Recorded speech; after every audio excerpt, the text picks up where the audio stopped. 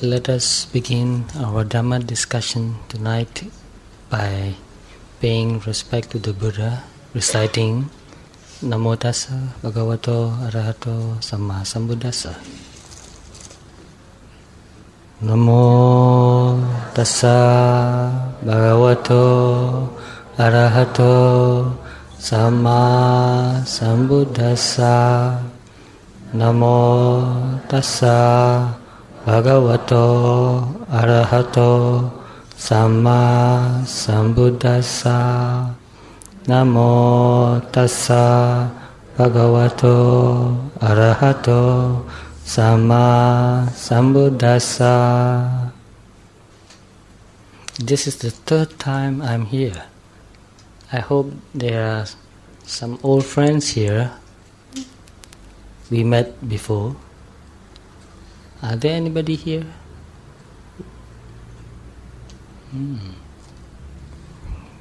Sit as you like. Make yourself comfortable. I see some of you have got books, notebooks to take notes. That's very good. I've got my notes too.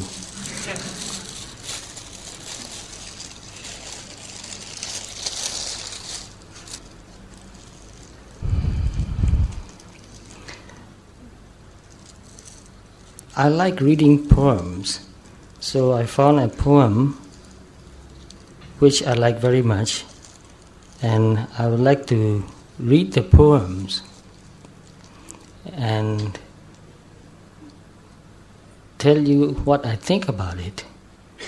And you also try to understand in your own way how you want to understand that poem. The title of the poem is very good. It is called Solitude. It was written a long time ago, written by somebody who was born in 1850 and died in 1919. So almost 85 years ago. And some of you may have read this poem, or at least part of this poem, because this poem is very popular. The first line is, "Laugh and the world laughs with you." How do you like that? Laugh and the world laughs with you. I know some people who laugh a lot. Everybody, especially my friend who is sitting way back, she laughs for hours. So, laugh and the world laughs with you. The world means people. So, if you are happy and if you say jokes and laugh, people like to come to you because people want to be happy. Therefore, if you want to have a lot of friends coming to you, you must be a happy person. And when people come, you must have some things to say to make them happy and laugh, which is quite natural. But for us monks, it is not allowed to laugh loudly. So we have to suppress ourselves when we want to laugh. And you may have read that Buddha only smiles sometimes. But monks sometimes laugh. I know some monks, some of my friends, they laugh quite a lot because they are happy. So some people are naturally happy. Their temperament is happy temperament. So people are different. People have different personalities. Some people are naturally quite happy. And whatever happened, they will look at that situation from a very funny point of view and make fun of it. Sometimes they even make fun of themselves.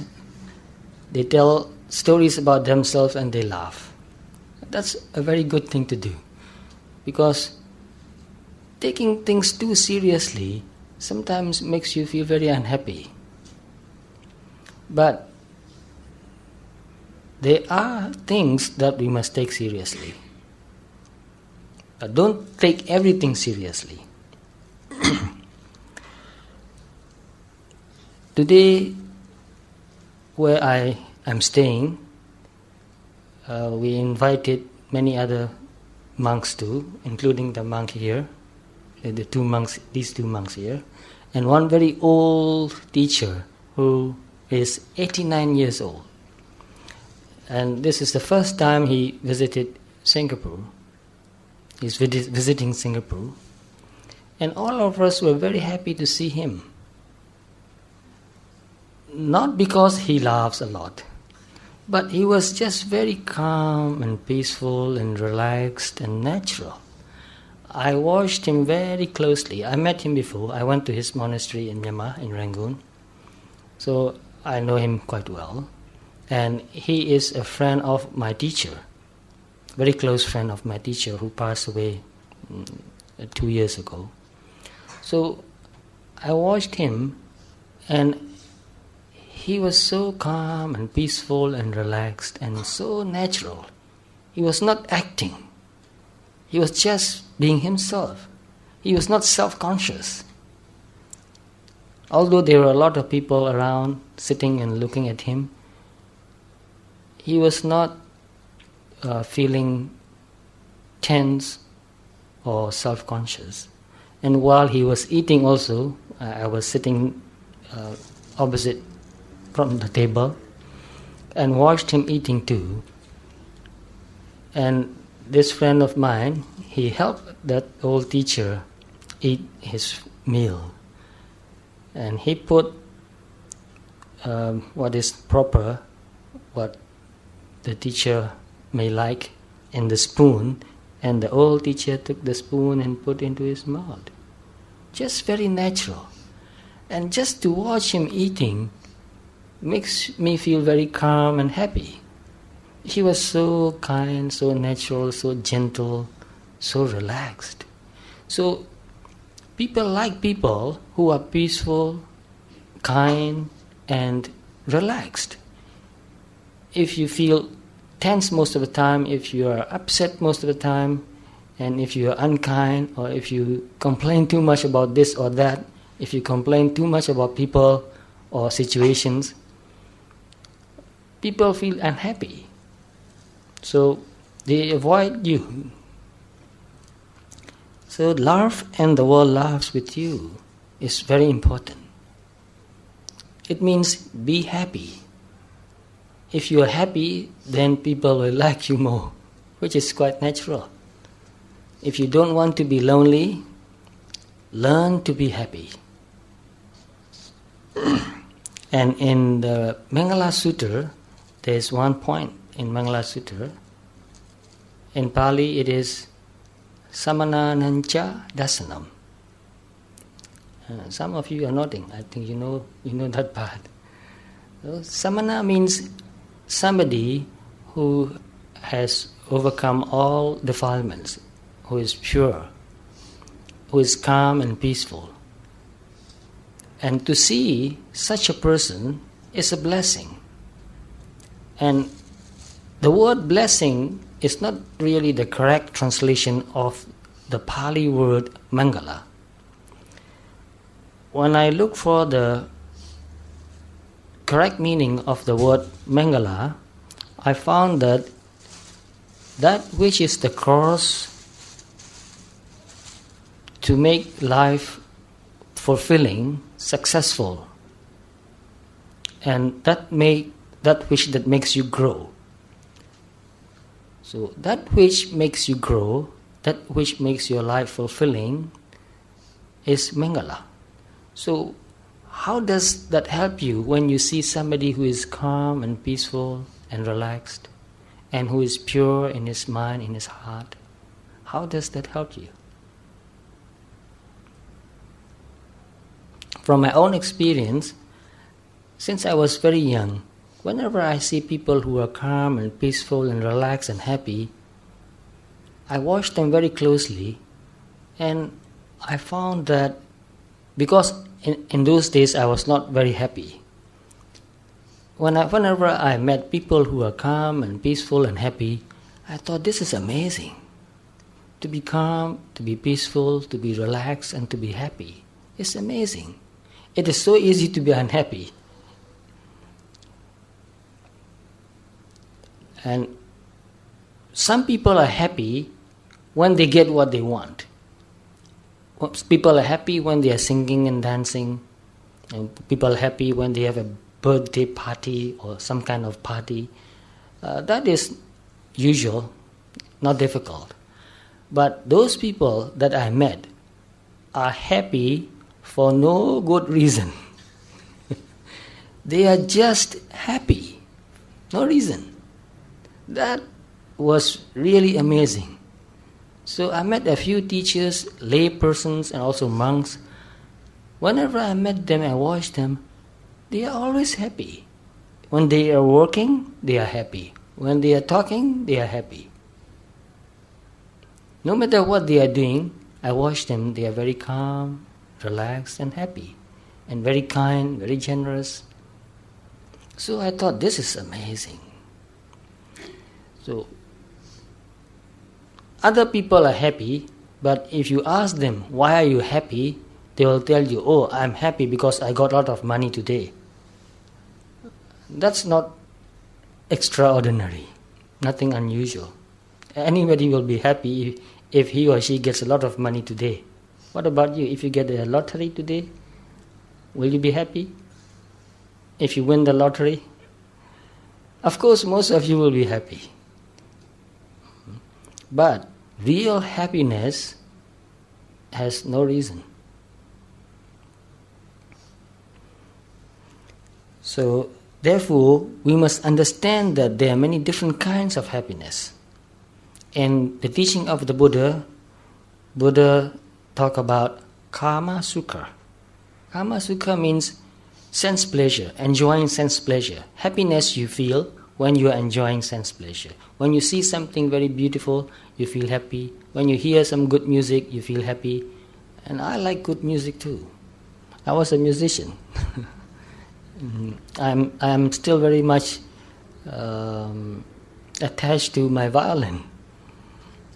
So when you hear good music, you feel very happy.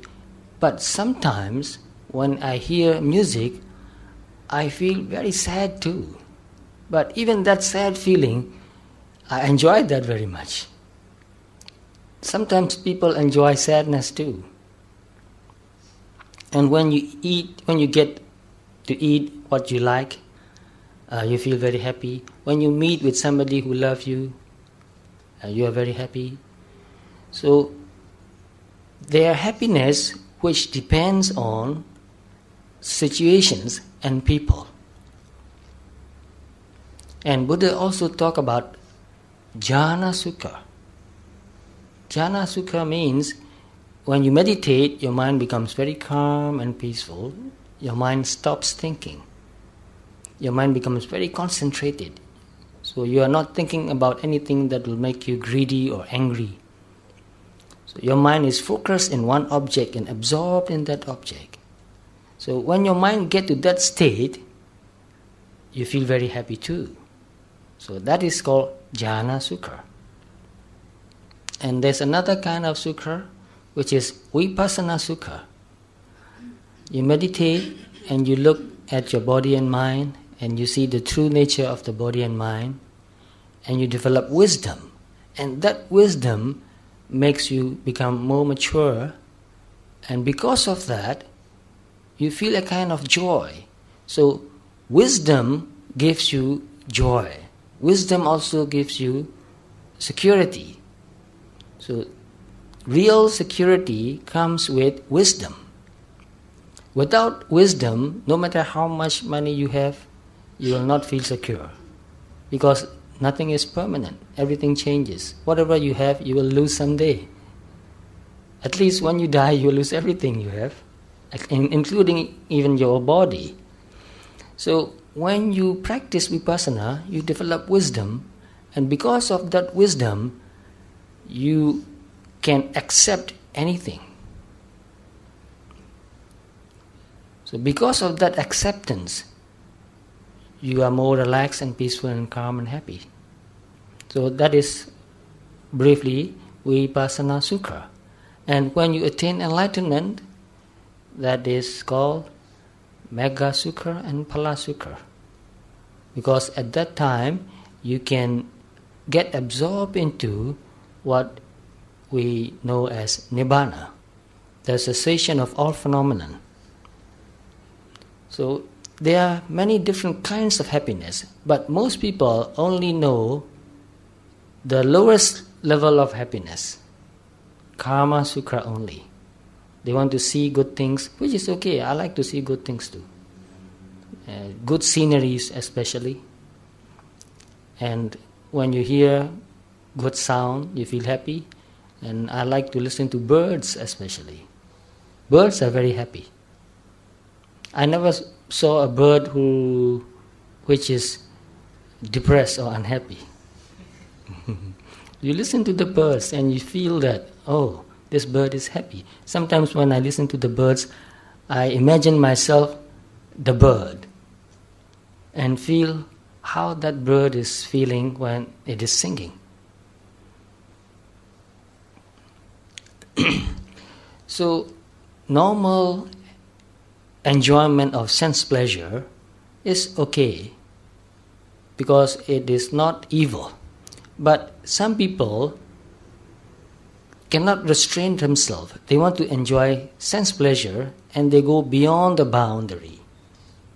They break the precepts to enjoy sense pleasure.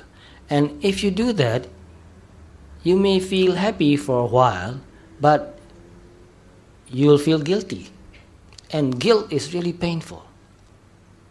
So to enjoy sense pleasure at the cost of your integrity, at the cost of the precepts, then you'll be unhappy. So we must understand that this normal sense pleasure should have a limit. But we must also understand that this sensual pleasure, which makes us happy, can also make us unhappy. Anything that can make you happy, the worldly sensual pleasure, anything that can make you happy can also make you unhappy. And when you enjoy sense pleasure, there is a limit to how much you can enjoy. For example, you like to eat chocolate? I like to eat chocolates too. Every morning, here my friend, he gives me chocolates. But before I eat it, I must think very carefully how much, because I have diabetes and the chocolate has got sugar. So I eat chocolate, it tastes really good. So I eat it mindfully, but I stop when I need to stop. There must be a limit. If I eat too much, what will happen? It will make me sick. So no matter how tasty chocolate is, if you eat too much, it will make you sick and it will not make you happy anymore. So any other kind of sense pleasure, like music. If you listen to music for a few minutes, well, it will make you happy. But if you listen to that music for the whole day, then it becomes very painful. So, for me, the best sound that I want to listen to is silence. Silence is really not a sound, but you can learn to listen to silence too. And this is very important. We must train ourselves to listen to silence. So when I was younger, even now, whenever I get a chance, I'll go into the forest, find a nice and quiet place and sit there and listen to the nature. birds, wind. Sometimes even the birds not singing, it was very quiet. No wind sometimes, very quiet. And I will sit there and meditate, and the mind also become very quiet. So it's quiet outside and it's quiet inside. When the two comes together, then you really feel quietness. You can really feel it. The mind becomes so quiet and peaceful. So sensual pleasure, if you enjoy too much, it becomes painful. But the kind of enjoyment or pleasure or happiness you get from meditation is quite different. No matter how long you meditate, your mind becomes more and more quiet, more and more peaceful, and you feel more and more joy. And it doesn't make you tired. Sense pleasure makes you tired. It has a limit. But the pleasure or the joy you get from meditating doesn't make you feel tired. So we must understand that the range of pleasure or happiness we can enjoy must be big, wide range. Most people have very narrow range of pleasure. I noticed that some people enjoy the same thing. They have very narrow range. But some people have a wide range of enjoyments. So learn to enjoy harmless pleasures. And I have read a few books, and one of the books is called Simple Pleasures. So we must learn to enjoy simple pleasures. It doesn't cost you much, it doesn't make you tired, it's not evil. You don't break any precepts to enjoy those pleasures. So train yourself to enjoy more, then your mind will be more cheerful most of the time. Those who have narrow range of enjoyment sometimes become very depressed because the usual thing that they were enjoying does not give them any satisfaction anymore. So they feel boredom, they feel depressed. So therefore, it is very important for us to learn how many different kinds of pleasures we can enjoy. So we must learn to enjoy pleasure. Because these days I notice many people who are depressed. And when I ask them why they are depressed, or when I find out why they are depressed, I found out that they are not interested in many things. They are interested in only one or two things, very narrow. And they don't have many friends. They don't have hobbies. When I ask them, do you like playing musical instruments? They say no. Do you like painting? They say no. Do you like gardening? They say no. What do you like? They don't know. So if you have a very narrow range, sometimes that will not give you any happiness anymore. Then you become bored or depressed. So not only sense pleasure, learn to enjoy meditation. Meditation is really enjoyable. I learned to meditate because I enjoy meditation. And I keep meditating because I enjoy meditation. It's not something I must do. It's something I want to do. It's something I like to do. So, as you grow older, as you become more and more mature, what you enjoy also must become higher and higher. So we must learn to enjoy higher forms of happiness. So jhana is also a higher form of happiness, and vipassana also is a higher form of happiness. Therefore Buddha said jhana sukha and vipassana sukha.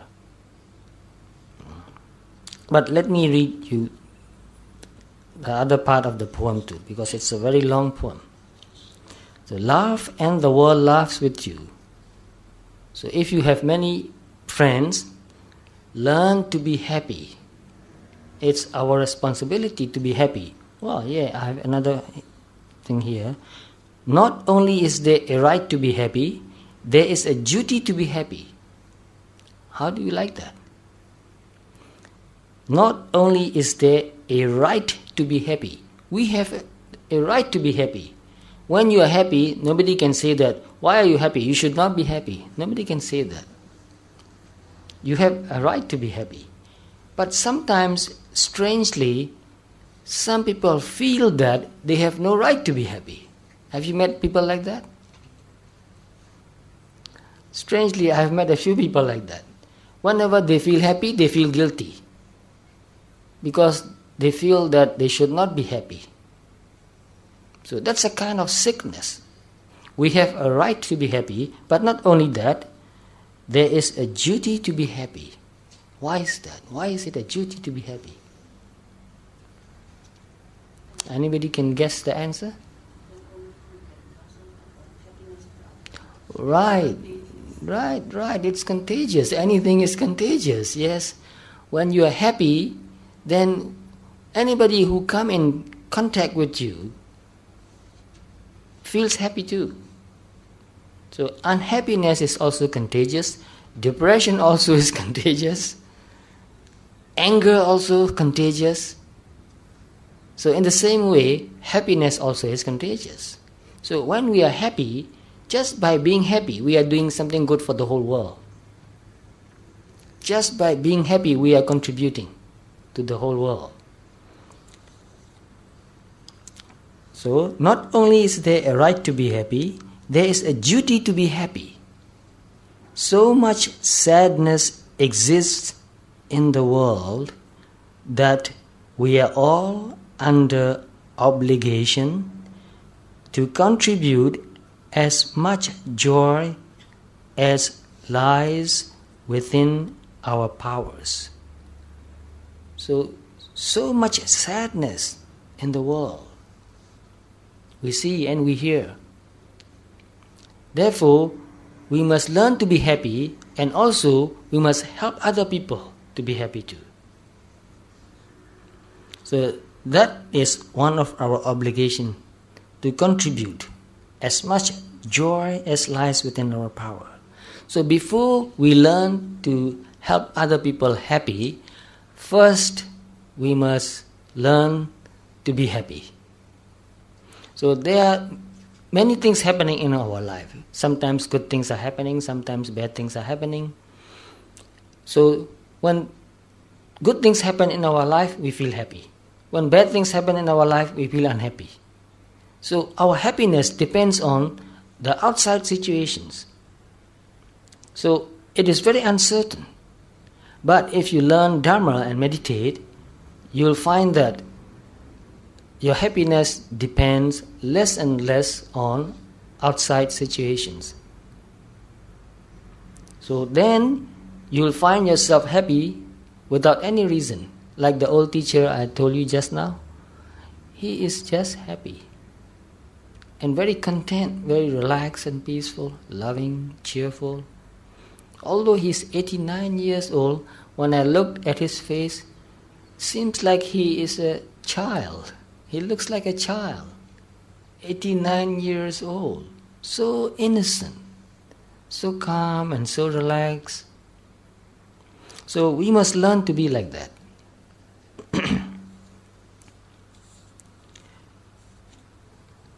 Therefore,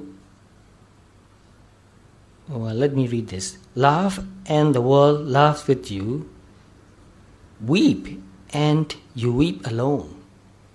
How do you like that part? Weep and you weep alone. Do you think the world is fair? When you laugh, they laugh with you. But when you weep, you weep alone. That's not fair. Right? What do you think? Yes, people don't like to be unhappy. So, I don't blame people for not weeping when I'm weeping. But actually, when I'm happy, I want to share my happiness with other people. But when I'm unhappy, I don't want to let people know that even. I will watch my unhappiness and learn something from it and overcome my unhappiness. So that's what meditation is about. whatever you feel, you watch that and learn and grow and overcome that. So our teacher, the Buddha, taught us how to deal with unhappiness. So most of you must have read or heard Mahasatipatthana Sutta. Yes, some of you have read. So in the introduction part of the Mahasatipatthana Sutta, the first line, what is the first line of the sutta? This is the only way. Yes, that's right. In Pali, Ekayano ayam bhikkhave maggo sattanam visuddhiya. To purify beings. For beings to become purified, this is the only way. So, for beings to become purified really means for the mind to become purified. This is the only way. Because of greed or anger or pride or envy or jealousy, we feel very unhappy. If we don't have greed or anger or envy or jealousy or pride, we won't be so unhappy. So it's the defilements. It's the greed, attachment, lust, selfishness, anger, frustration, pride, envy, jealousy. These defilements makes us very unhappy. So if we learn to wash these defilements and overcome these defilements, we will become very pure. Our mind will become purified. And when the mind becomes purified, it becomes very peaceful and very happy. So this is the only way for beings to become purified, for the mind to become purified. And Soka Pridevanam Samatekamaya, to overcome sorrow and lamentation. So when we feel unhappy, we also feel sorry for ourselves. And when the unhappiness is too big, too great, we cry and we yell and we wail and we say, oh, how unfortunate I am. So even to overcome all that sorrow and lamentation, there is only one way. And that way is to be mindful, to wash our own mind and body. Dukkha domanasanam attingamaya. Pain, mental pain and physical pain also, to overcome all that. This practice of Satipatthana is the only way. Nyayasa adhigamaya means to attain enlightenment. And Nibbanasa Satchikriyaya means to realize Nibbana. This is the only way. So, when we are unhappy, naturally, we want to go to a friend and talk about our unhappiness. It's quite natural, it's okay. I do that too. I used to do that even more. So whenever I feel unhappy, I will go to a good friend and I will talk about my problems. Sometimes we sit and talk the whole night. But talking only doesn't really solve the problem. So later I learned meditation, and when I learned to meditate well, I found out that most of my problems just disappeared. Why? At least about 90% of my problems just disappeared. Do you know why? Because my mind stopped creating problems. I learned that lesson very early in my life. Mostly we are unhappy because we are ourselves creating unhappiness. We are creating problems. The mind likes to create problems. It is a factory where it produces problems, mass production, every day. So when you learn to meditate and become calm and peaceful and develop wisdom, your mind stops creating problems. And this is very hard to believe, but do it and find out for yourself. Why do people who meditate become more happy and peaceful and cheerful? Why? They are just human beings like us. They have parents, they have children, they have husband, they have wife, they have friends, they have jobs. Well, they are just human beings like us, why should they be happier? Because they don't create more problems anymore. They solve real problems, but they don't create imaginary problems. Most of the people create imaginary problems and they try to find imaginary solutions. Can you solve imaginary problems with imaginary solutions? You cannot, because your mind will create more imaginary problems. There's no end. But when you really learn to see what your mind is doing, when you become more and more aware of your thoughts, then you will see that you are thinking, and by thinking, you are creating problems.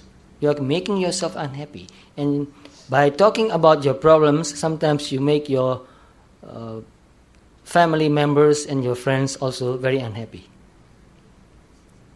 So we must understand that the defilements, the ego, creates problems. So when it cannot be happy, it will find something to be unhappy. Because in some cases, people get attention by being unhappy and sad. There are a lot of people like that. I know some people who are always telling that they will commit suicide. They'll tell their parents, I'm going to kill myself. They'll tell their brothers and sisters, I want to die. Because mostly they want attention, they want love, they want care. But to get that, they are using negative means.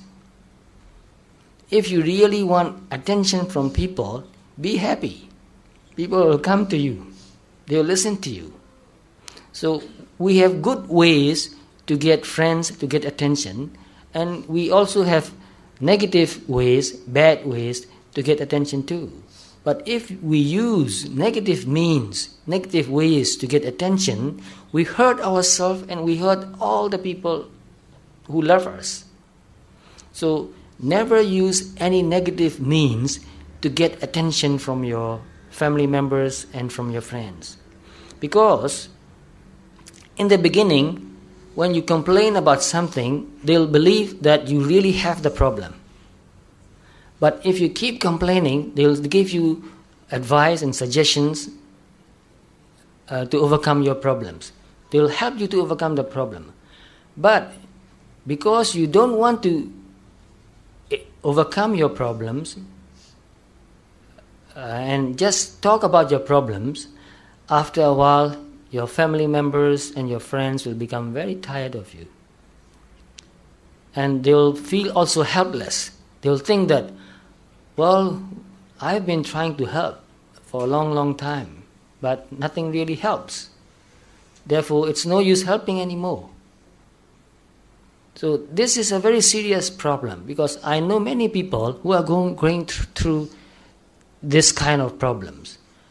Even the parents sometimes become so tired that one old lady told her daughter, if you really want to kill yourself, don't talk about it anymore. Just go and do it.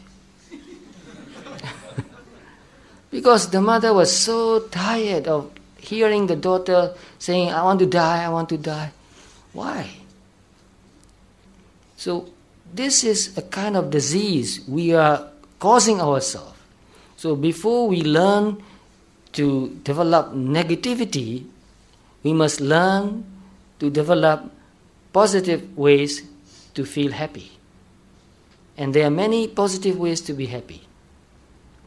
So teach younger children to be happy in positive ways. And also teach very young children to meditate too. Just teach them to sit and meditate for 5 minutes a day. Or if they are older, encourage them to sit and meditate for 10 minutes, 15 minutes a day. Just to be able to sit and be quiet helps you a lot. So, do you know one scientist whose name was Pascal? There's a law, Pascal law.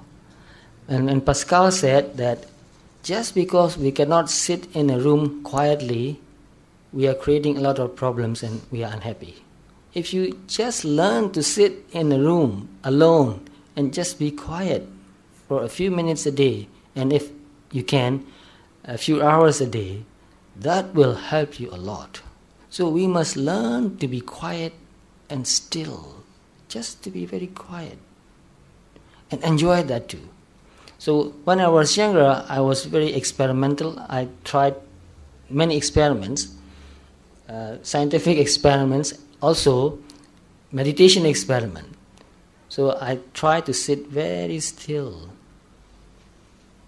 not moving at all, and just breathing in and out, paying attention to the breath, not thinking anything. So when the body and mind becomes very quiet and still, you feel very peaceful. That is very enjoyable. So whenever I had any problems, I will go up the hill, find a very quiet and peaceful place, and just sit there for a while. Let the mind become relaxed, let the body become relaxed and peaceful, and then meditate there for a few minutes. And I found out that after sitting there for 10 or 15 minutes, the problems didn't seem big anymore. I was able to cope with the problem. Sometimes I got a very good way to overcome the problem. So there are many ways to overcome the problems, but one way to overcome the problem is to make your mind very quiet. Because when you are too agitated, you cannot find the best solution. When you are very agitated, for example, when you are angry with somebody, with your mother or with your father or with your husband or with your wife, if you keep the anger, if you are angry and you go and talk about the problem, you'll create more problems because you are reacting with anger. But if you learn to meditate and become very calm and quiet and peaceful, you will see your anger getting weaker and weaker, and it will disappear. And your mind will become calm and peaceful. Then at that point, at that time, you are more objective. You are not biased.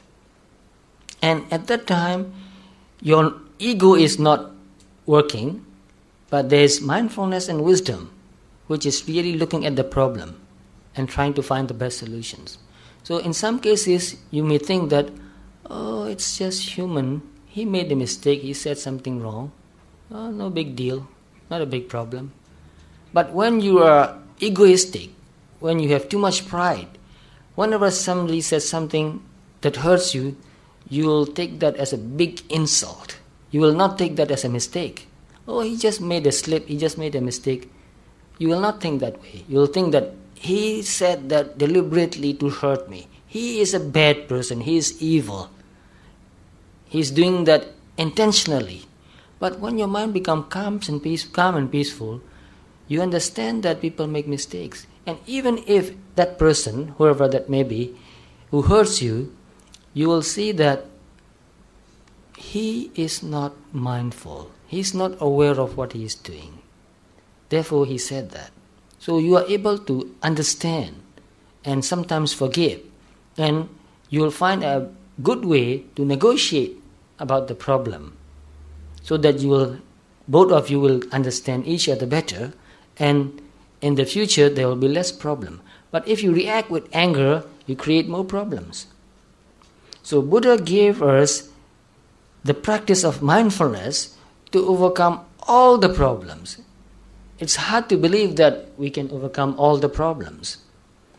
But if you really practice Satipatthana Vipassana, meditation, and contemplate or watch the body, the feelings, the thoughts, or anything that arises, you will see that it's just natural phenomenon arising and passing away. There's no being, there's no ego, there's no self.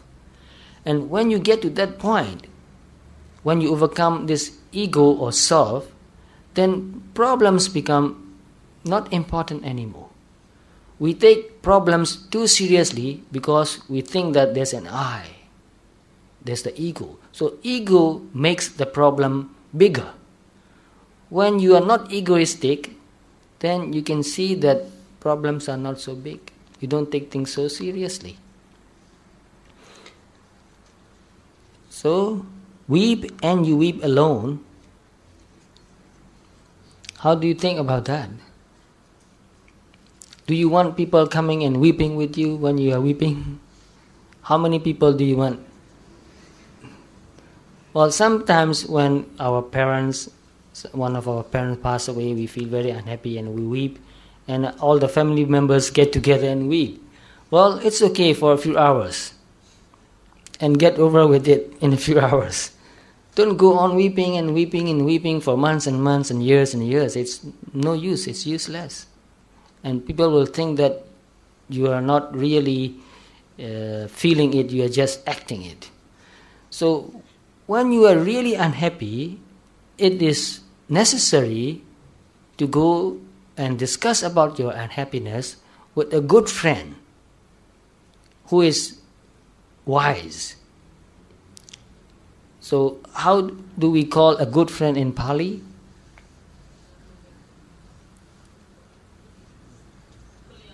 Yes, Kalyana Metta. Yes. So Kalyana Metta is a good friend, and we call him a good friend because he understands Dharma and he practices Dharma. He has some wisdom.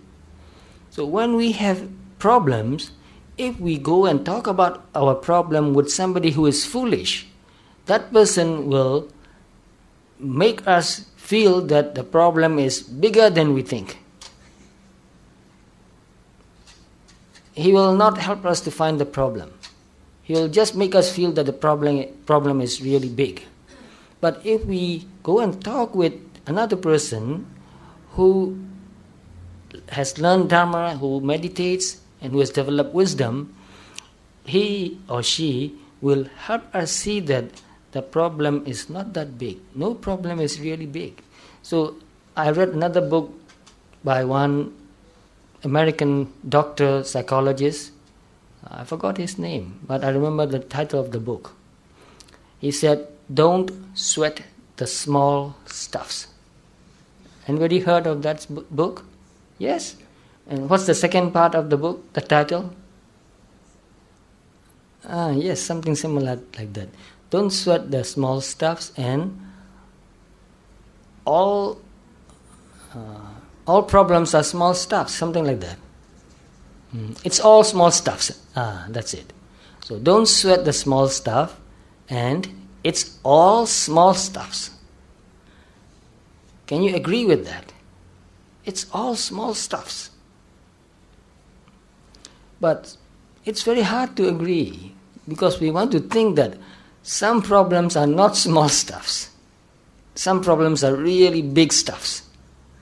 But if you learn to meditate and develop wisdom, you will see that even dying is small stuff. Really, some people face death very calmly, very peacefully, with courage. Sometimes even with cheerfulness. Some people I know died very cheerfully, very peacefully. For them, even dying is small stuff. But for some other people, every small problem becomes so big that they cannot find any solution. So, how big or how small a problem appears to you depends on how mature you are. How mature you are by practicing Dharma. By practicing and seeing that everything is impermanent and there's nothing that will really give you permanent satisfaction, and there's no ego, there's no control. Everything arises and passes away depending on conditions. So when you see these three characteristics very deeply and accept it, when you really see it, you accept it. When you think about it, it's difficult to accept. But when you really see it in your practice with wisdom, automatically, because you see with wisdom, that wisdom see that this is the truth. And because you see that as a truth, you accept it without even thinking about it, which means you have no resistance to accepting the reality, the truth. Most of us have resistance accepting truth, accepting reality, because we want things the way we want them to be. We just imagine. So when we develop wisdom, we don't imagine anything anymore. We see things as they are, and we are accepting. So that is maturity. To accept that which is true is maturity. To accept that which is inevitable is maturity. So how big or how small any problem appears to you depends on how mature you are in your practice. So therefore, when you are mature, and sometimes when you have problems and you feel unhappy, you don't cry anymore. There's a problem, okay, you'll find a solution. And when it cannot be solved, you'll say that, okay, there's no solution, just accept it. So, weep and you weep alone doesn't become a problem anymore. So, for the sad old earth must borrow its mirth, but has trouble enough of its own. When we have problems, we want to cry and we want other people come and cry with us, but people won't do that. They will not come and cry with you because they have their own problems. So they don't want to borrow our sadness. No? For the sad old earth must borrow its mirth. Mirth means something that makes you happy and laugh. So people want to come to you and share your happiness, listen to you telling jokes. But they will not come to you to listen to your problems. Therefore, but has trouble enough of its own. People have their own problems. So don't blame people because they don't want to listen to your problems. And don't go and talk about your problems to those who are not mature, because it will hurt them quite a lot. If you talk about your problems, for example, if you are a parent and if you have big problems, if you talk about your problems to your children, the children will listen to your problem because they love you. They'll feel very unhappy, but they will also feel helpless. They cannot help you. So if you really want to talk about your problems, you must really find a person who is mature.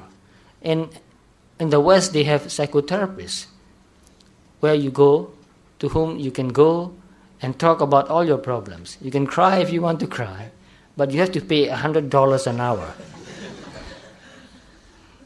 Therefore, they call that paid friends.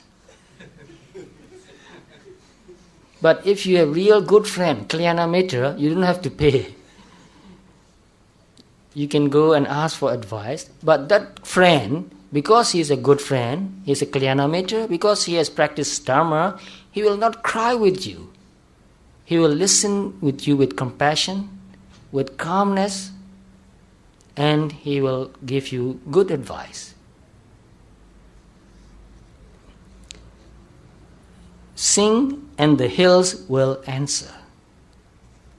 Oh, I met one lady here in Singapore many times when I went to walk in Jurong, Bukit Batok Nature Park. And many times I saw her and heard her singing. And whenever I saw her and heard her singing, it made me very happy. And just yesterday or the day before yesterday, 2 days ago, we met her again and we greeted her. Because she is such a happy person, just to see her makes us happy. So sing and the hills will answer. So in the Bukit Batok Nature Park, there's a cliff. They took part of the rocks away and they made a pond there, very beautiful pond, and there's a beautiful cliff. If you sit near the cliff and you sing, what will happen? You'll hear the echo coming back to you. So, sing and the hills will answer means that you will hear the echo. Sigh. Sigh means S-I-G-H. Sigh. When you feel unhappy, you take a deep breath and you just let out the breath.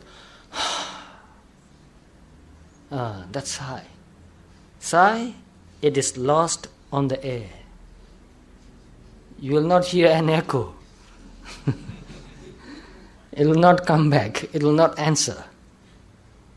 It is natural.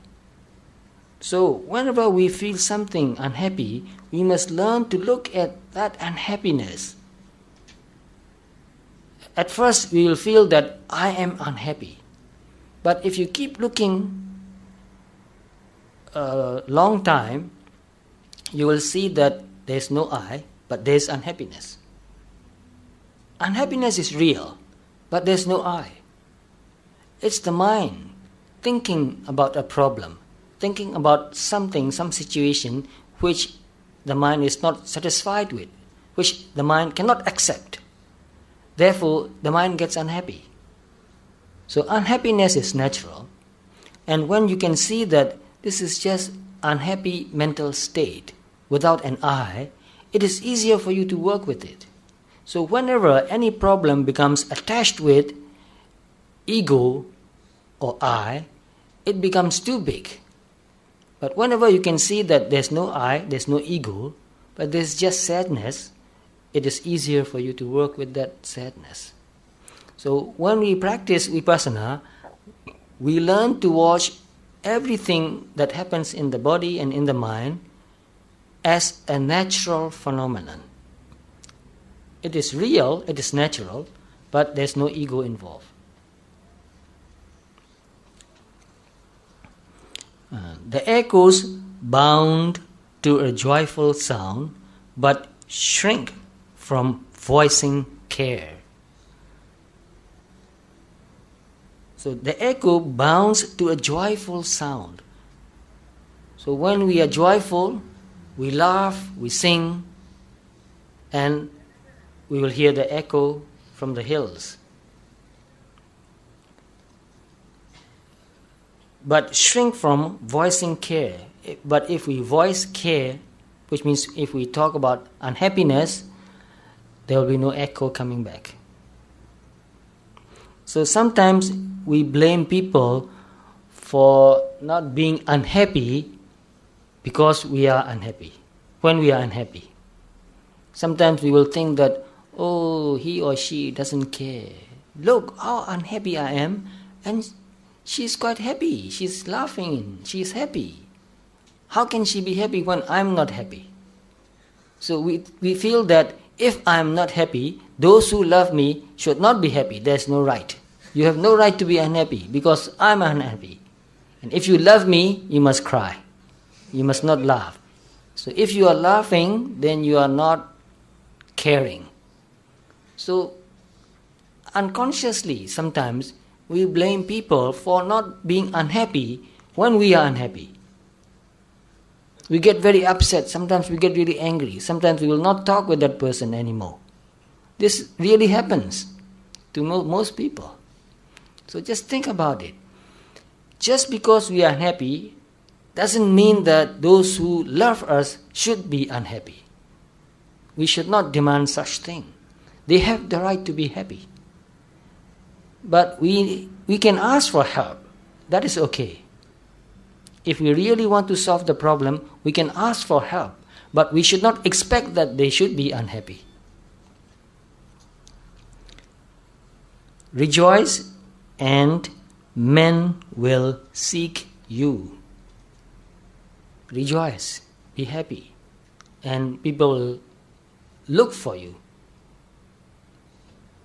Because to be with somebody who is rejoicing is joyful. It makes you happy. So that's why, like I said, the old teacher who came to us this morning, we were so happy to see him. Everybody was so happy to see him. Even we were talking until just an hour ago about how happy we were. And that lady who invited that teacher, she was so happy today. She was very excited. She can't even sleep. So to meet somebody who is cheerful, who is calm and peaceful, makes you very happy. And also it gives you hope if he can be so happy and peaceful and relaxed and natural, I can also. And that's what I learned from my teachers too. I watch my teachers, they are so calm and relaxed and natural, not imposing, they are not acting, just very simple. And I watched them and I told myself that I want to be like them. Just natural. Just simply happy. So to be happy is very simple. We are making happiness very complicated. We think that we need something to be happy. We don't understand that we don't need anything to be happy. This is quite difficult to understand, but once you learn that, then it will be very natural for you to be happy. You will be just sitting and doing nothing and be happy. Rejoice and men will seek you, grieve and they turn and go. So if you don't want to be lonely, you must learn to work with your own problem, to work with your own sadness, and to overcome that by practicing Dharma. There's no better way to do that. They want full measure of all your pleasure. People want full measure of all your pleasure. If you throw a party and people will come and eat and drink, and they'll sing and dance, they'll be very happy. But they do not need your woe. W-O-E, woe. They do not need your woe. So we should not blame that people don't need our sadness. We should not blame that people that they don't need our woe. This is natural. So do you want to give happiness to people or do you want to give unhappiness to people? What do you want to do? We want to give happiness, yes. So if we want to give happiness, we must learn to be happy.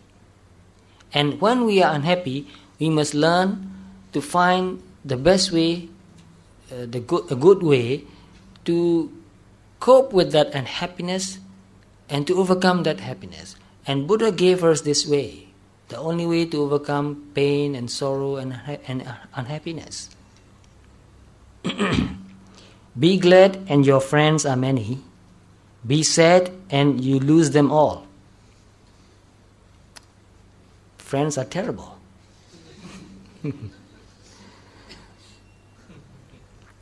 And this is true in most cases, but not in all cases.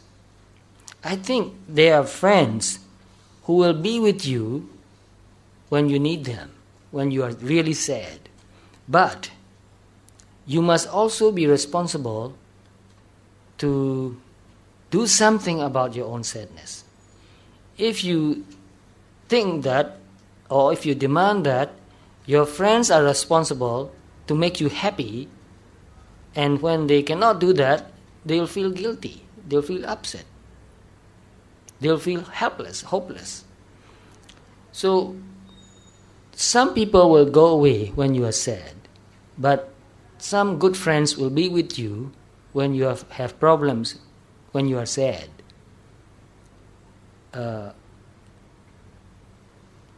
One condition only you need.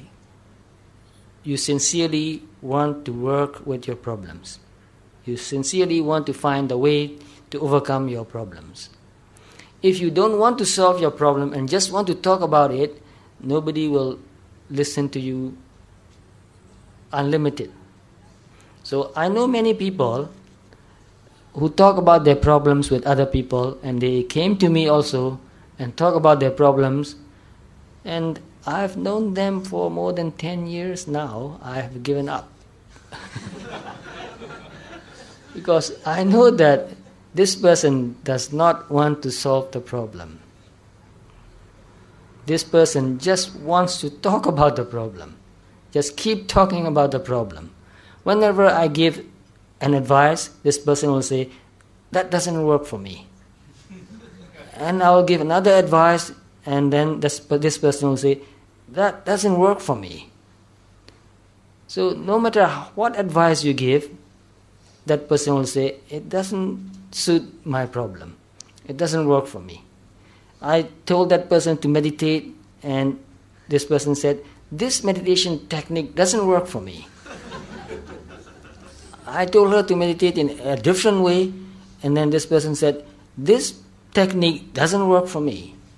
And I couldn't find any way, any kind of meditation practice that works for that person. So I know that this person does not want to solve the problem, does not want to be responsible for the problem. So what can you do? You cannot go on listening the problem for years and years. You have many important things to do. So we must understand that when we have a problem and we don't know how to solve the problem, it is all right to go to another person who is wiser, older, more mature, or who has similar problem before and who have solved the problem, and ask for advice. But when you get that advice, you must honestly apply that advice. Work. So if you really take the advice and try your best honestly to solve your problem, maybe sometimes it will solve your problem. But if that advice doesn't solve your problem, you can go and discuss the problem again. And if the person see that you are really honestly working with your own problem, he or she will find another way to help you solve the problem. But if you go on and on doing like that, that person, your friend, will find out that you don't really want to take responsibility. So if we want to take the responsibility for our own problem, we will find many people who are willing to help us. People like to help people. But only if their help really affects you. Which means when you ask for advice, when you ask for help, and you get help and advice, and you get well, you get better, then they are very happy that they have helped you. But if you don't take responsibility, they will stop helping you. And it's not their fault. Even in some cases, Buddha refused to help, because Buddha knew that it's no use giving advice to this person.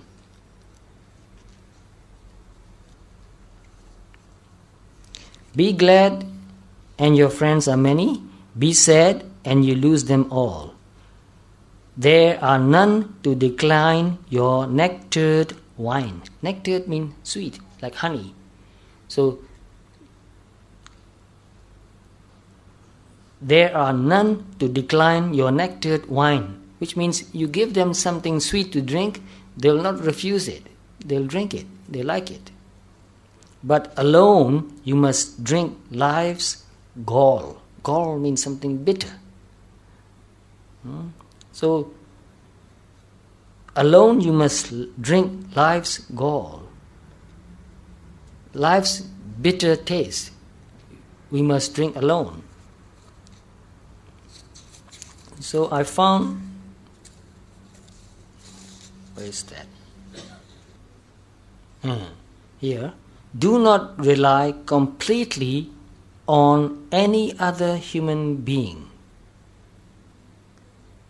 We must think of each word. Do not rely completely.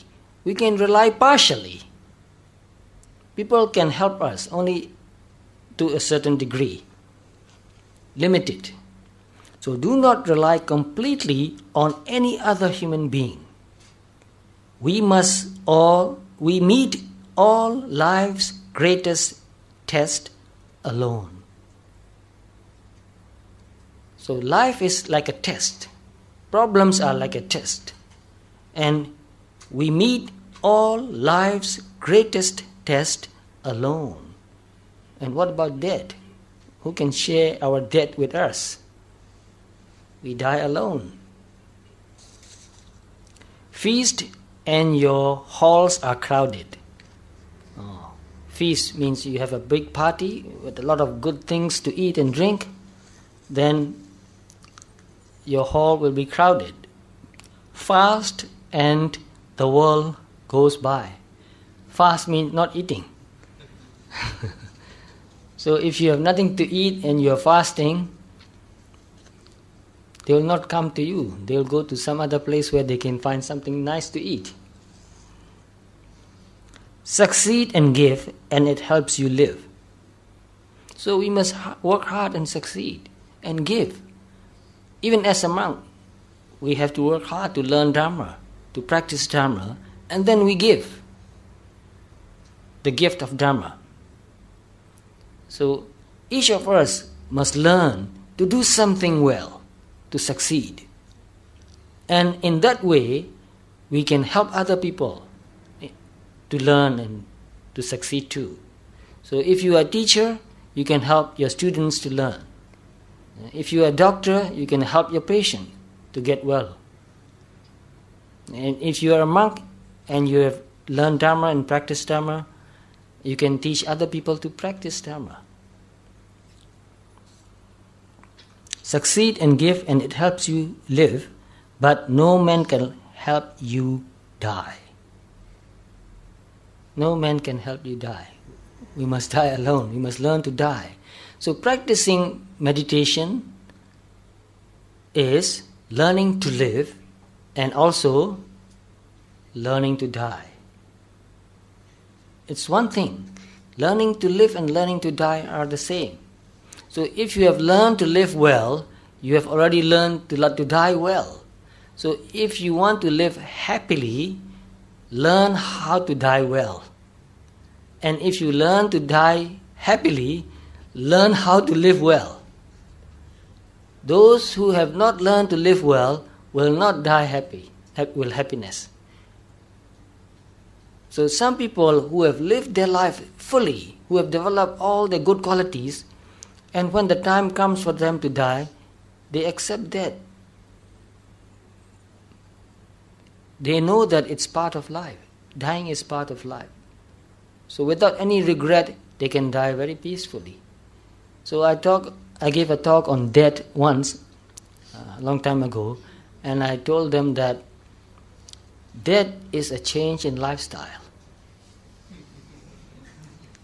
It's just a change in lifestyle. People think that death is the end of everything. It's not the end of everything. It's just another change. So we must learn to live well, and if we have learned to live well, to live fully, to make the full use of our good potentials, then we will not regret when we know that we are dying. We will feel happy that we have done our best. So many times I told myself, if I were to die today, how would I feel?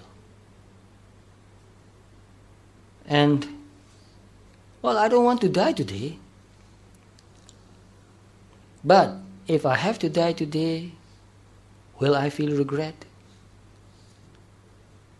Many times I ask this question to myself very seriously and honestly.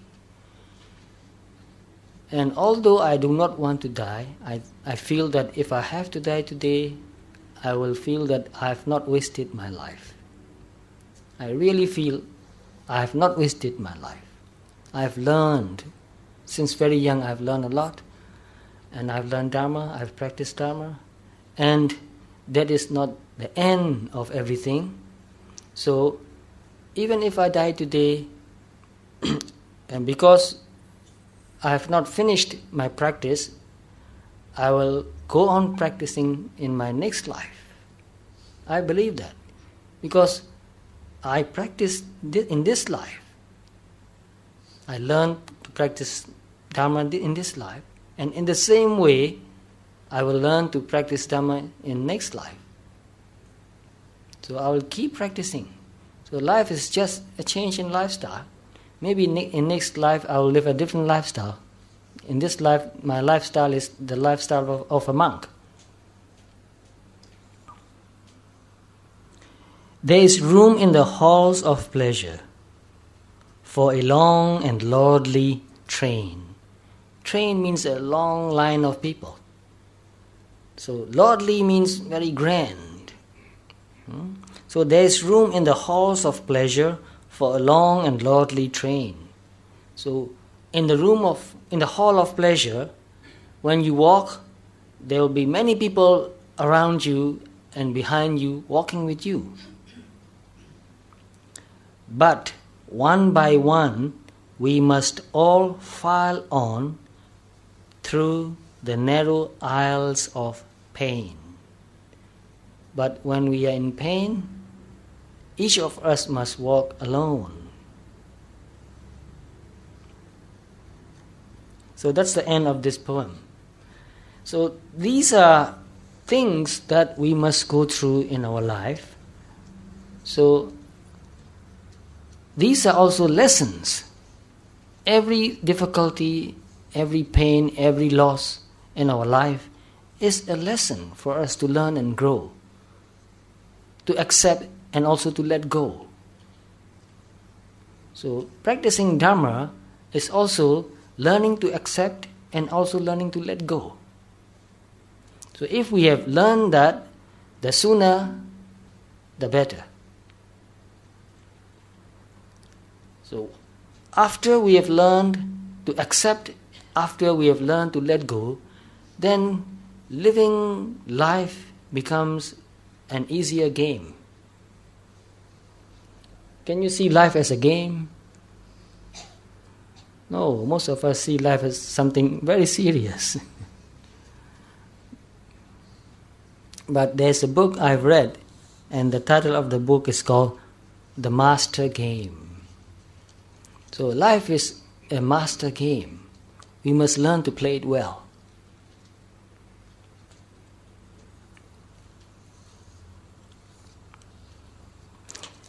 So that's the end of the discussion of this poem, and also my advice to you to learn to meditate. So if you have any questions, please.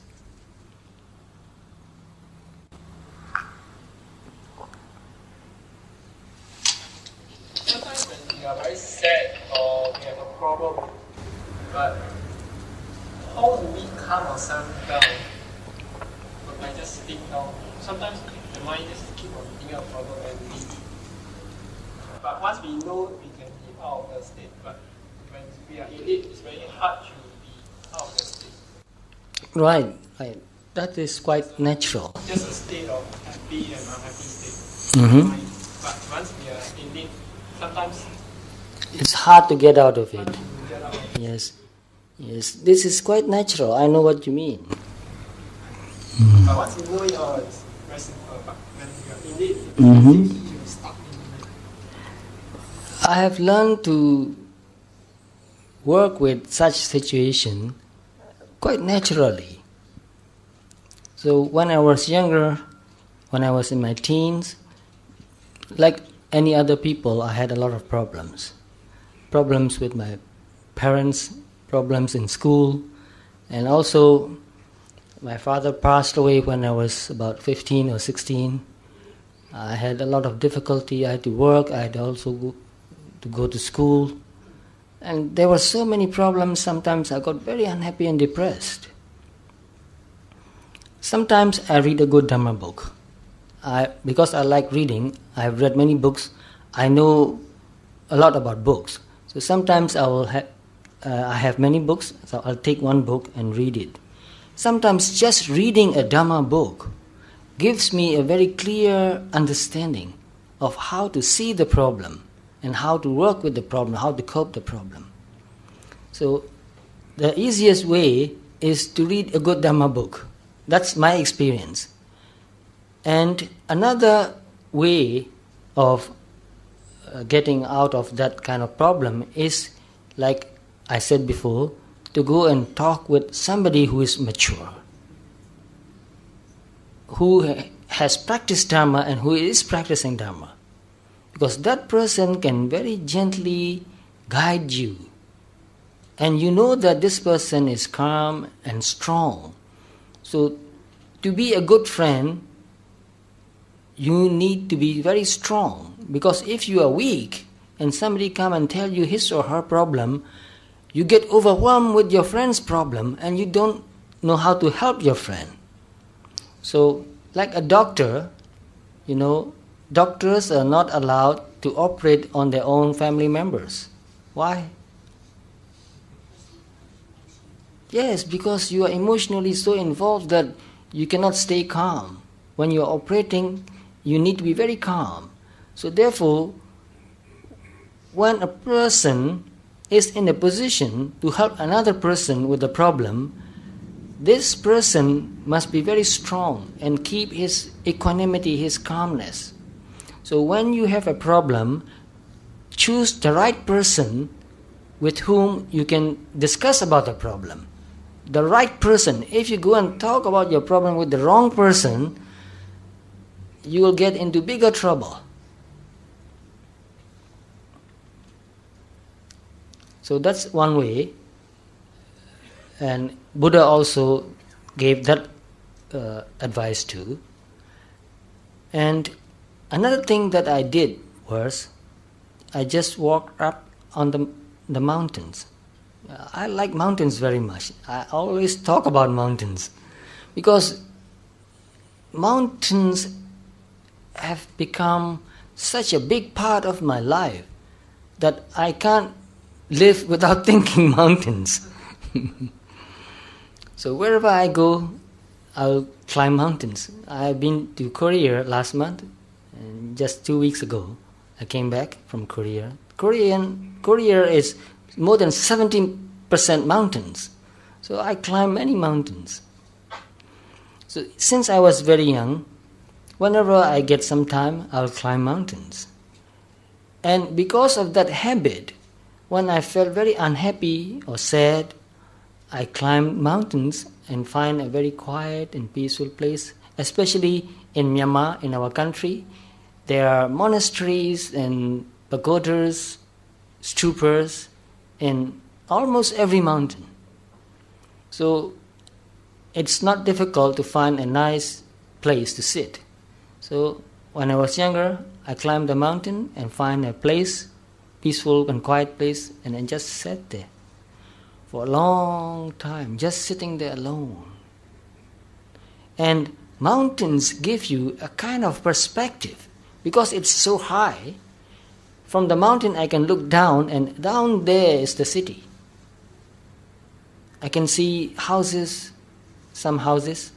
So it's like you are not only physically high up, mentally also you are very high.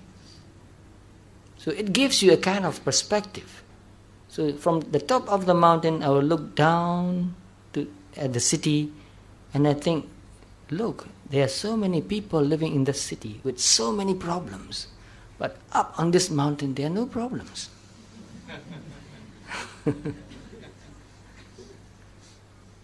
It's hard to talk about it, but I felt it very deeply. Where does the problem come from? So just sitting there for a long time made my mind very calm. And somehow I got enough strength to go back, to face the problem. Mostly the hardest problems are personal problems, relationships, problems in relationships. It's not difficult to get a job and to earn enough to live on. If you don't waste your money, you always have enough. But the biggest problems are problems in our relationships. Very difficult to work with. But if you have a calm and strong mind, you know the right thing to say. You can develop the right attitude. So with the right attitude and with the right speech, it is easier to solve the problem. With wrong attitude and wrong speech, the problems get bigger and bigger.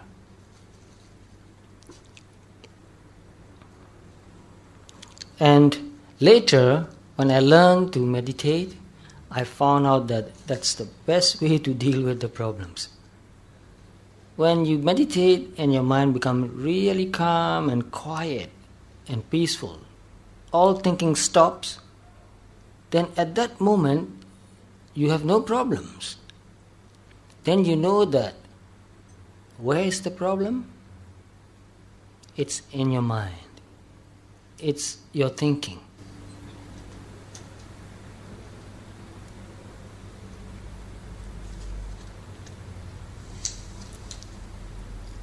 Yes, yes. Sayardaw, it's a great blessing that you are here with us tonight. Can you share with us your years of experience in looking at your mind and your body? Just like fire is hot and sugar is sweet, what is the true nature of our mind?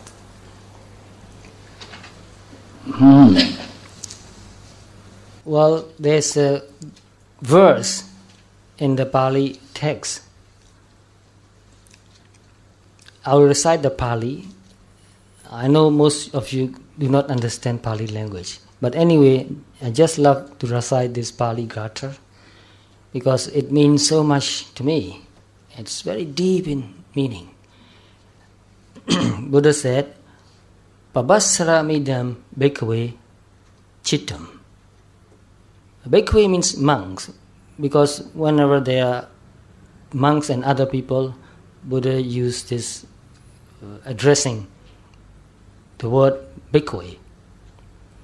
So Buddha said, this mind is glowing, it's shining.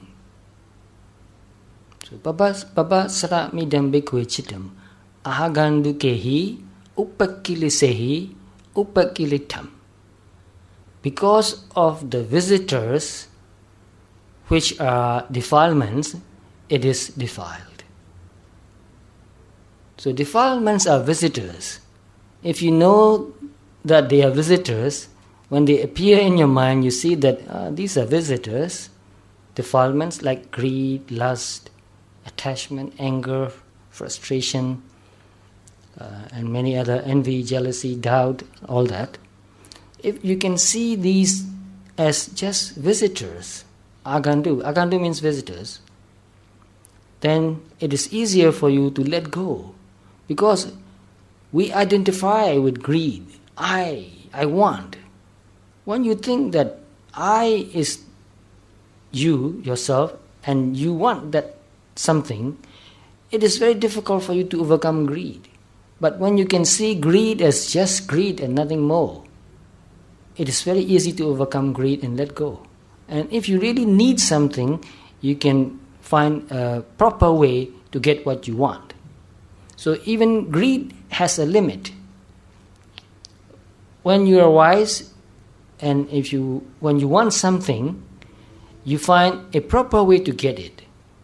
But when you are not wise, when you are foolish, when you want something, you don't think of whether it is proper or not. You just go and get it anyway. So with wisdom, you can work with greed or anger or envy or jealousy and overcome all that. And after you have overcome all these defilements, at least to a certain degree, you'll find yourself becoming happier and lighter and more peaceful. So the true nature of mind, according to this Gatha, is that Pabassaramidam bhikkhave chittam. This mind is pure and glowing and bright. We can learn to develop that kind of mind.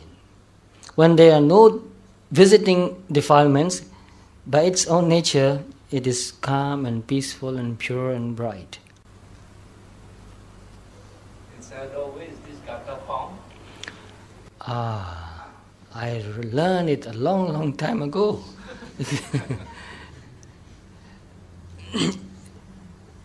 Didagaya meni bare. Eri Gatha be Pali Dhamma shi padale. Pabassaramidam bhikkhave sittam agandukehi upakilitehi upakilitam. Tibiro meni bi. Dhammapada. Dhammapada? Which verse? You can get Dhammapada and read through it and you find it. So this Gatha means a lot to me. Because I believe that naturally we are good. Sometimes we do things that are bad, but that doesn't mean that we are bad. I think naturally we human beings are noble beings. We love goodness, we have goodness. We only need to acknowledge that and develop that goodness. And the more we develop our good qualities, the happier we will become. And the more freedom we will have. So, to be free means to develop all our good potentials, to develop all our spiritual potentials. Mostly people talk about freedom. When they talk about freedom, they mean political freedom. And it is very important too. I understand that very well. But although there are people who are living in countries where you can do anything you like, and you can even cheat and get away with it, that doesn't mean that they are really free. So real freedom happens when you have developed all the good qualities you have. So there's a simile that I've found which I like very much. When a seed becomes a tree, it becomes free. When a seed remains a seed, it is not free. So the seed of goodness, we are born with all the seeds of goodness. Many seeds: loving kindness, compassion, truthfulness, honesty, mindfulness, concentration, wisdom. Many good qualities we have, we are born with. But most of us have never really planted the seed and make it grow into a big tree. So they remain seeds. So if we want to be free, we must grow all the good seeds we have.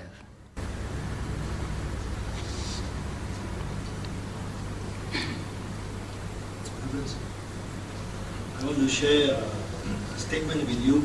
Yes, please. Maybe with your insight, you can expound this statement and see how we can benefit from here. Yes, please. Something about the state of mind, loneliness. Loneliness. Loneliness is becoming a sickness in society nowadays. I know. Yes. Aging population. So this statement that I read goes something like this: if we are lonely, we have to love the person we are lonely with. About loneliness. Let me see. We won't feel lonely if we love the person we are lonely with. Can you please help to expound this statement?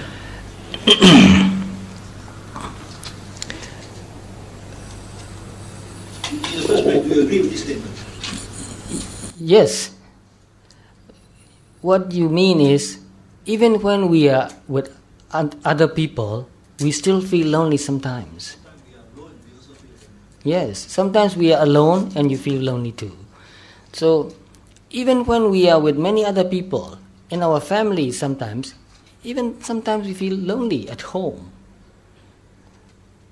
And why do we feel lonely? Loneliness is a problem. This is true. I know that it is becoming bigger and bigger. And because of loneliness, people do many things to overcome that or to cover that. So why do people feel lonely? I noticed that especially people who live in big cities are feeling more lonely. I know I've traveled to many different places, and those people who are living in small towns or small villages are less lonely. I don't mean they are not lonely, they are less lonely. But people living in big cities are more lonely, and especially those who are very rich. Why? In small towns and in small villages, people depend on each other. They work with each other. They cannot be totally independent. Life is connected and related.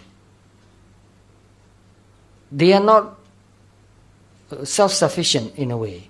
They cannot ignore their neighbors. They have to learn to live with their neighbors, work with their neighbors, and share what they have with the neighbors and help the neighbors. For example, in small villages, I've noticed that when somebody is repairing his house, many people will come and help him repair his house or build his house. And or somebody pass away, the whole village will come to do whatever they can to help the family. So people share their life with other people. So they are not totally independent. They don't have freedom in a way, but they are related with each other. And because people have common experience, whenever they have something or a problem, they can talk about their problem with their family or with their neighbors. So people can understand each other, understand each other's problem and help each other too. But those people living in big cities have more freedom, and in many cases most people are not intimate with their next door neighbors. People, especially people living in big apartment houses, when they meet each other, they just say, "Hello, how are you doing?" "Oh, fine." That's all they talk about. They don't really share their life with other people. And even if you talk about your problem, they will not understand, because people are living in very different world. In small villages, in small town, people are living in a small community. They have common problem, common belief. Whatever they have is common. So it is not difficult for people to understand each other.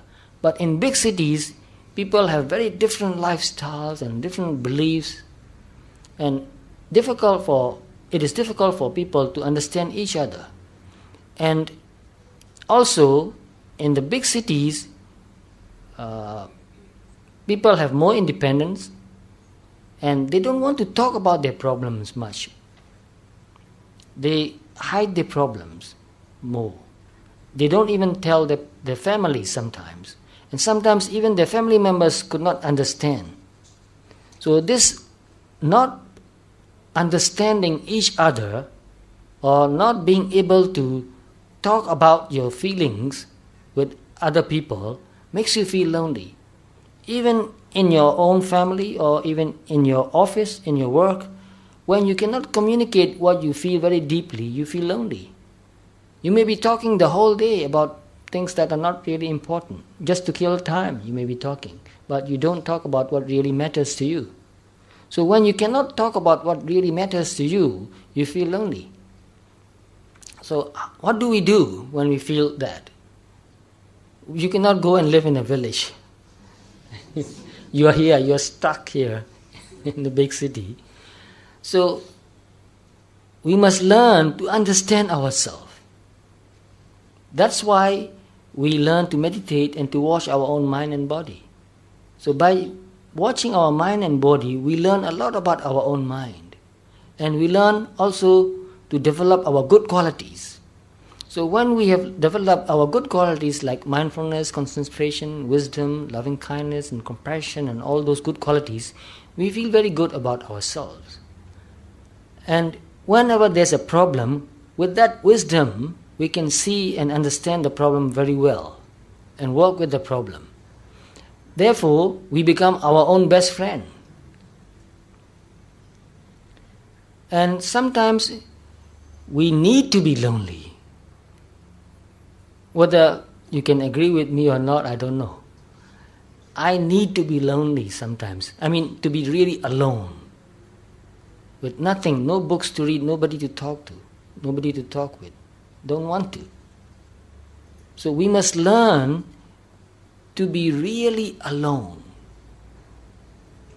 Most of us are not alone because we are thinking too much about many things. So even if a person is living alone in a deep forest, but this person keeps thinking about what happened in the past or what will happen in the future or all the things that he enjoyed in the past, he's not alone. But when you stop thinking about the past and about the future, when your mind becomes really quiet, then you're really alone. And if you learn to love that kind of mind, then it's not a problem for you to be alone anymore. You love it. It's very useful for you. Necessary.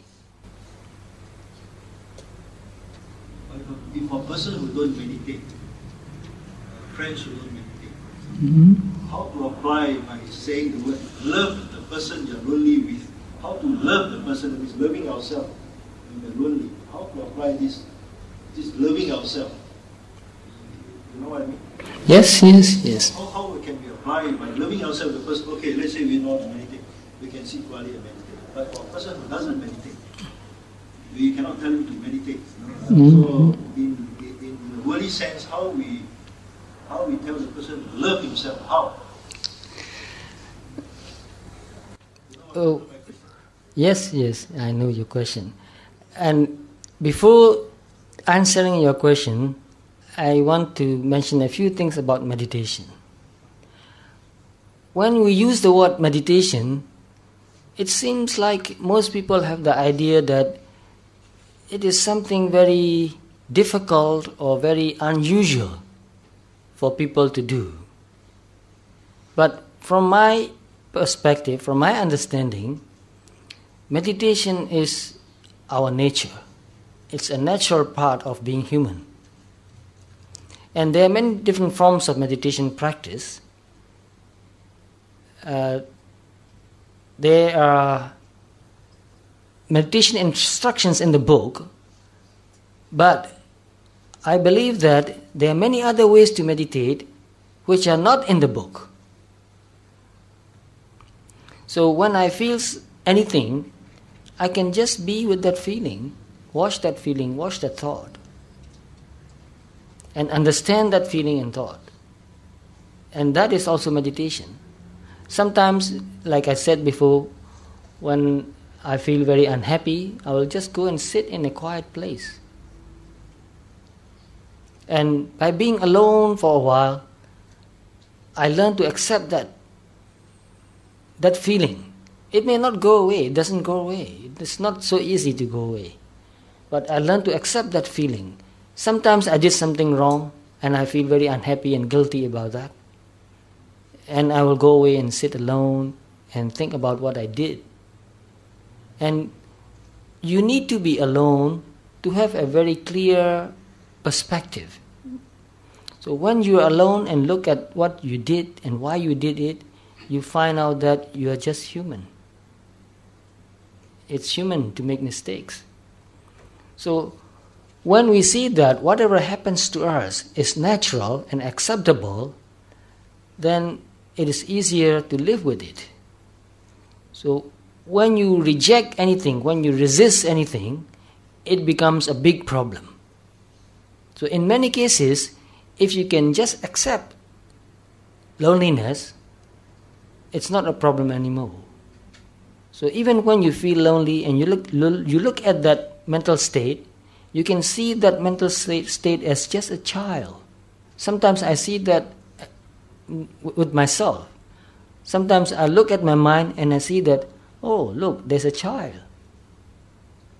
So when you see that mental state or that feeling or that emotion as a child, you can, even if the child is naughty or did something wrong, you can forgive that child lovingly. So I feel that no matter how old we are, we still have a small child in us. And that child feels lonely and unhappy and sad most of the time. It's the child in us that feels lonely, that feels sad, that feels unhappy, that wants a lot of attention and love from people.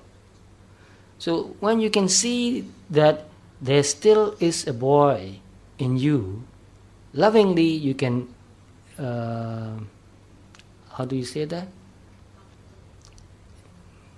Comfort, yes, you can comfort that child. It's okay.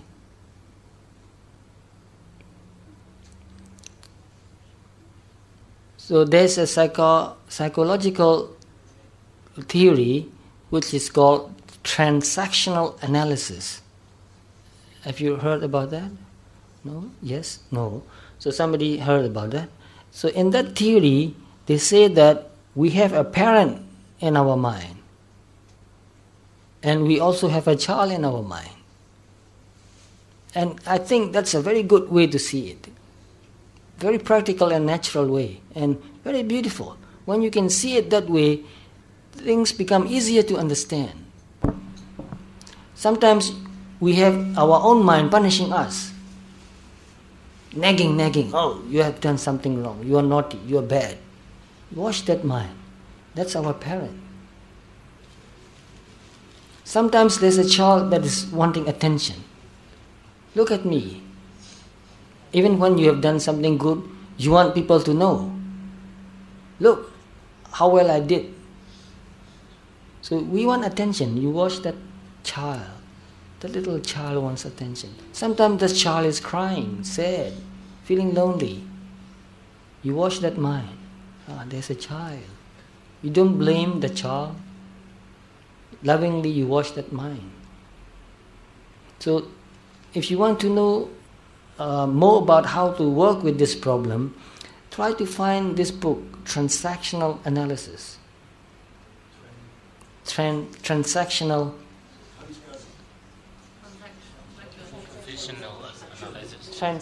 Transaction, yes. Transactional analysis. Thank you.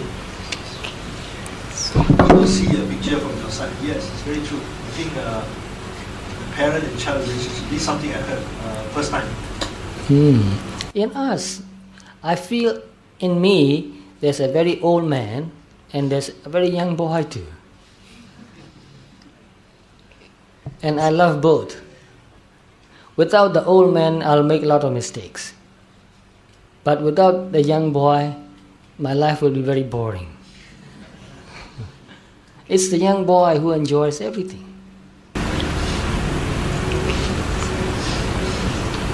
More than 30 years ago, somebody asked me a question. He said, because he heard that I was an Imam, he asked me that he had visited a lot of mosques. And he had visited so many independents. And so many, he was a Catholic and he had been to so many churches. But when he went to Burma, whether he went to a monastery or whether he visited children, he said he felt the serenity and peace of mind. Why was it so? I could not explain it to him.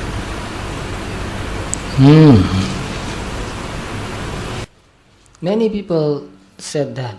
I've heard many other people said that. Whenever they went to Shirikon Pagoda, they felt very happy. And when I was in university, a university student, at that time I declared that I had no religion. Since I was very young, I did not have a religion. I was only learning to find out more about religions. But many times I will get up very early in the morning at about 3, sometimes 4, and I'll walk to Shirikon Pagoda. It is a long way. I don't know how many miles, 5 or 6 miles.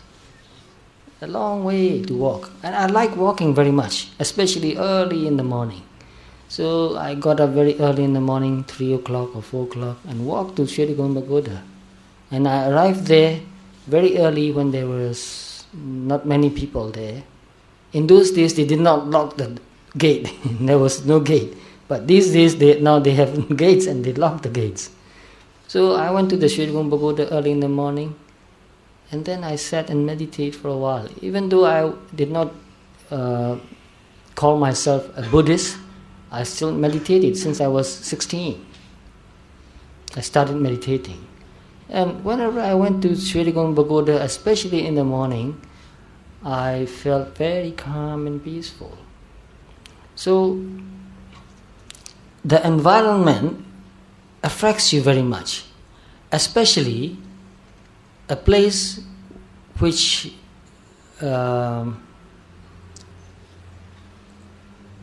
which has meaning, spiritual meaning, affects you even more. So Shirikon Pagoda is a shrine actually of Buddha's relics. So just because there is Buddha relics in this shrine has a very important spiritual meaning, because we know that Buddha was very wise and pure.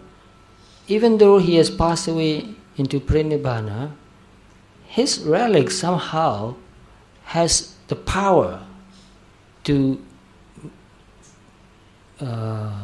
influence people. So I think that's the reason. And also, when you go to Shirikon Pagoda, those who come to the pagoda come there to meditate or to pray or to recite some Pali sutras. So they come there with their spiritual qualities. So they do not come there like when they go to the market. So the motivation for them to come to Shirikon Pagoda is not greed, not anger. It's devotion. It's to express their love and kindness and gratefulness to the Buddha, and to meditate and to cultivate spiritual qualities. So these people's mental states also affects you. And even then, even when there are nobody at all in that place, because this place has been so saturated with that kind of spiritual qualities, when you go there, you feel very calm and peaceful. And you expect to be calm and peaceful too.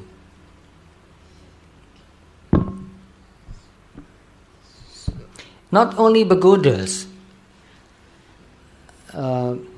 because I like mountains, I'm going to talk about mountains again. There are some mountains, and when you climb to the top of the mountain, when you get there, you feel really calm and peaceful. I can't explain why. There are places in the world, in many places in the world, where when you go there, you feel very calm and peaceful. In Mexico also, some scientists even did some research work on that. Mexico is a high plateau. It's a very high place. And Mexicans also have very profound spiritual practices. And one psychologist, a very famous psychologist, maybe you have heard of him, Carl Gustav Jung, he went there. And he felt that, in his book he wrote about that, when he went there, he felt very calm and peaceful. So maybe the place itself has some influence on people's mind and body. And also because in old traditional Mexico,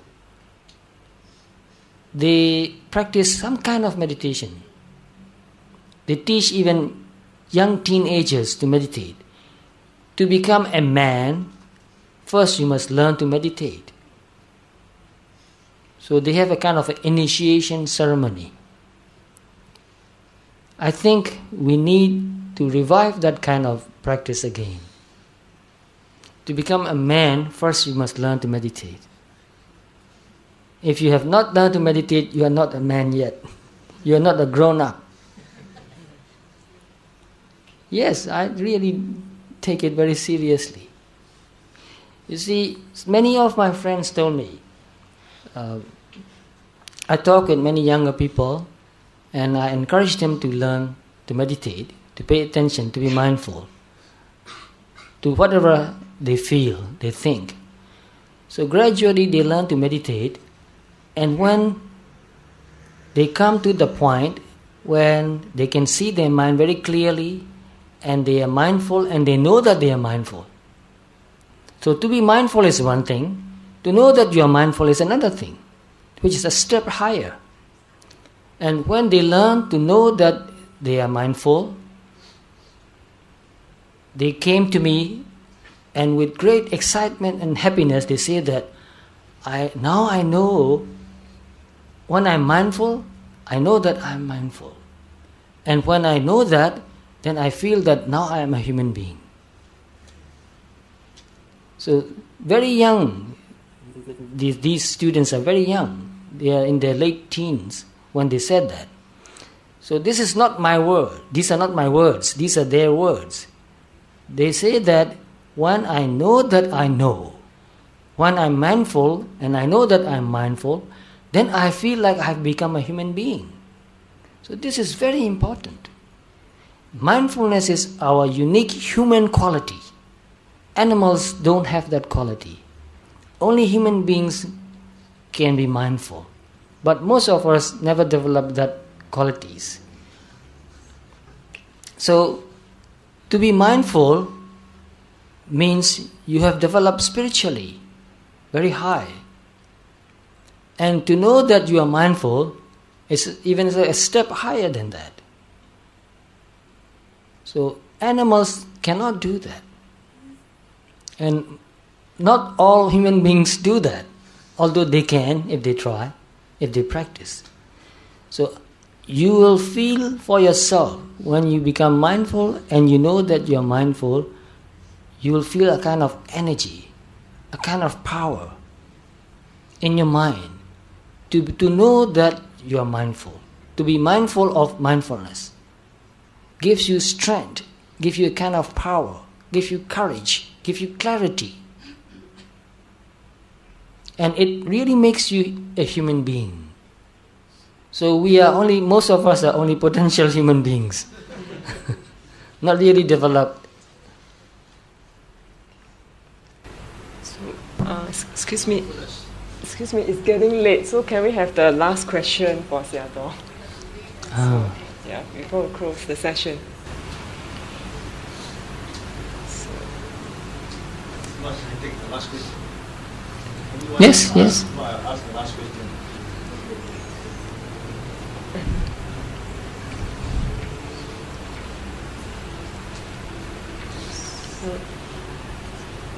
So you go ahead.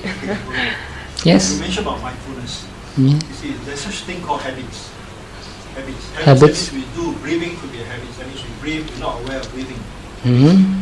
I'm not sure about mindfulness. Can it become so much so a habit that we are not aware of mindfulness?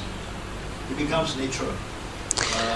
So when that stage comes... I know what you mean. Yes. We have the potential to be mindful, and even though we have not developed mindfulness, we are mindful to a certain extent, in a lower degree. For example, when you are driving and you see the traffic light becomes red, you stop your car because you know that the traffic light has turned red. If you are not mindful, you will not know. You are mindful, you are paying attention to the traffic light, therefore you know that it has turned red. So you stop your car. So we use mindfulness in our daily life, but just to get things done. But we can use the same quality of mind to look at our own body and mind, just to turn around that mindfulness and look at what is happening in our body and mind. And if we develop that kind of mindfulness which is aware of the body and mind, we will know a lot more about the body and mind, how the mind affects the body and how the body affects the mind, and all the thoughts and emotions arising in our mind. So mindfulness is not trying to control anything. It is not trying to create anything. It is not resisting. It is just paying attention, just paying pure attention. So if we do that long enough, it becomes a habit. Sometimes we forget to be mindful, but mindfulness will come back automatically, spontaneously, and we become aware of what we are thinking or feeling. And after that, like I said just now, we become aware of that mindfulness again. Mindfulness of mindfulness. Then mindfulness becomes very powerful and very strong, very clear, very pure. Before that, although we are mindful of what is happening in our body and mind, we are not aware of that mindfulness itself. So we feel that I am mindful. But when you are aware of that mindfulness again, then you can see that mindfulness is mindful. There's no I. And then you feel a kind of freedom too. Because whenever we feel that there's an I, although it gives us some sort of energy too, still it doesn't give us freedom. But when we can see that it is not I who is mindful, it is mindfulness that is mindful, and even mindfulness is mindful of itself, then there's no I anymore. There's freedom. And that can become what you said, like a habit. So no matter what you do, there's mindfulness in the background all the time. Even when talking, there's mindfulness there. I'm not trying to be mindful, but mindfulness is natural. So that's a very important and good question. So we have to form these habits. Yes. To that. We have the habits, we're not there yet. Right. Yes. So thank you, Sayardaw, for giving us the Dharma talk tonight on coping our problems and to meditate to improve ourselves. And next, one announcement. Next Friday we have this Dr. U Dhamma Piya to give us a talk here at 7:30. So we would like to see you next Friday. Okay. That's all. Sadhu, sadhu, sadhu.